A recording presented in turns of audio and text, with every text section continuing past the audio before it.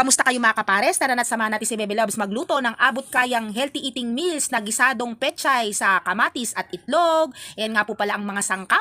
Makikita nyo po dyan. Siyempre bago po ang lahat, magluto po muna tayo ng crispy GG or galunggong. Pagkatapos po nyan, sa isang kawali na may mantika, maggisa po tayo ng aromatics na bawang at sibuyas.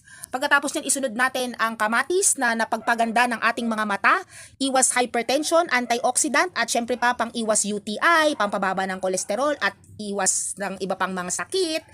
Pagkatapos nyan, konting tubig at ilagay po natin ang mga pampalasa na asin, paminta at asukal para mas masarap. Pagkatapos niyan, konting kulo lang at isunod na natin ang pechay na rich in calcium para mas matibay pa ang ating mga buto. May magnesium, phosphorus at zinc at iron. Sunod natin ang itlog na rich in protein, iwas sakit sa puso, pampaganda ng ating mga mata. Konting halo-halo lang kaya subukan nyo na ito mga